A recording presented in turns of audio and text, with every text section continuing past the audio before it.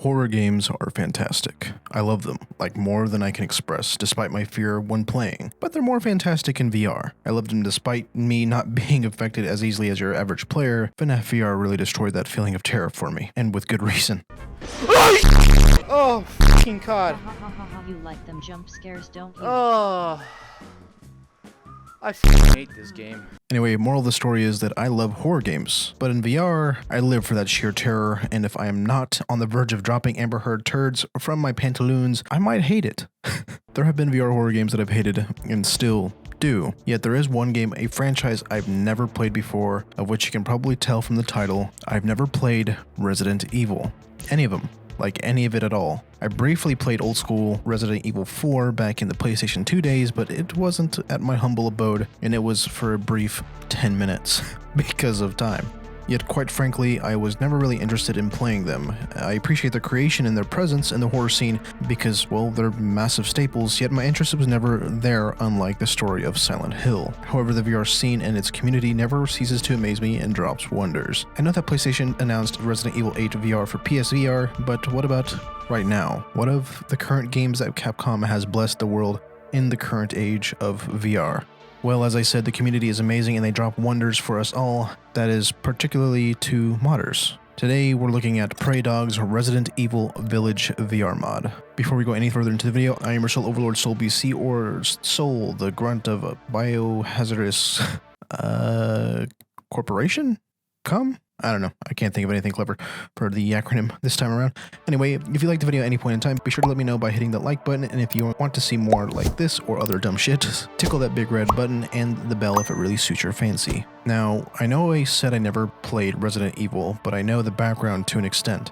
But it's so vast that I'm not even going to bother trying to give a rundown of the whole franchise. It started in 1996, so you can probably imagine how vast it is. So, I'm just going to give you the summary of the subject at hand, Resident Evil Village, or Resident Evil 8. After the events of Resident Evil 7, you play as Ethan Winters, and as he tries to settle down with his wife, Chris Redfield, a known character within the franchise, ends the piece that bring a new terror into his life. Lycans, wolves, abominations, but everyone's natural enemy, the e-girls and Dommy Mommy. Woo! Yeah, baby! That's what I've been waiting for! All within a mysterious village in the snowy mountains of Europe, supposedly. The VR mod has no specific title, it's just a mod that Prey Dog has created and developed over the years. I say over the years because this is not the first time they've created a VR mod for flat screen titles, specifically Resident Evil 2, 3, 7, Monster Hunter Rise, and Devil May Cry 5. The first official release of these VR mods was in March of 2019. Prey Dog is actually quite active in these updates, and it's impressive to see. The techniques feel similar to the previous VR mods I've covered, simply adjusting the camera to the character's head and allowing it to bend to your will. Yet unlike other mods I've covered, other than Valheim VR, the motion controller support is real. Your arms and hands move with you. It's like a full body IK system. The motion controller support actually functions, as well as the aiming, the usage of weaponry like the knife that registers the motion of your hands to realize you're actually trying to hit. It registers it all of it. You are Ethan Winters. Before heading into the installation part of the video, I contacted Elliot Tate from the Flat Screen to VR Discord to see if themselves or Prey Dog could answer any few questions that I had. And here's a rundown of what Elliot Tate told me. Prey Dog got intrigued with several engines that ran games that happened to be his favorite. Along with his source modding in his past, he now works full-time as a reverse engineer security expert, yet still dabbling into his favorite games. After building the RE framework, which originally only supported RE2's remake and RE3, originally it was just to add the first-person mode to those games. Yet, after Elliot Tate reached out to Prey Dog and a small push to make them VR, after a couple of weeks, the VR mods were created. After continuing to work on the mod, support for RE7, RE8, Monster Hunter Rise, and DMC walked into Prey Dog's sites as well, and you get what you get today. Prey Dog plans to continue to add support to upcoming games using the RE engine, and Prey Dog has never had a team, but others still contributed to the mod itself, or mods, plural. Skakick, I think that's Skakick, PL, I can't pronounce some of these. I'm going to say Skykick PL for creating the manual flashlight mod, Kersey for helping develop the VR component and scripting, The Hitchhiker and Alpha Z Omega for stress testing the scripts for the system, and other suggestions. Overall, it was a long process, and we got what we get today. The installation is actually a cakewalk. Once you go to PreyDog's GitHub, go to the releases, and at the bottom it will have all of the available mods, including RE8. And this is the RE8 video, so grab the RE8 zip file, extract the entirety to the game directory. An easy way to access it from Steam is by going to the game in your library, right-click, hover over Manage, then select Browse Local Files, and drag the contents of that zip file into the directory. And that's it. For safe measures though, I disabled the VR Desktop Theater feature. For that, right-click the game within Steam, select Properties, and under General, untick the Use Desktop to doohickey doodle shit. Then that's it.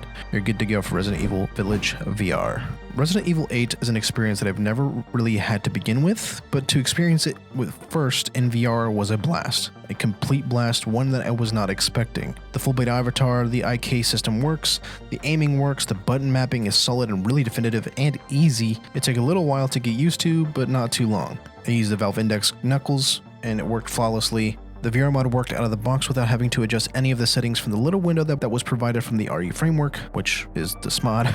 And what makes those adjustable settings even better is the ability to adjust them in VR. That is a quality of life thing that is amazing. Simply by pointing your right controller to your left controller while the left pinky is towards you, that is how you can adjust your settings if you wanted to.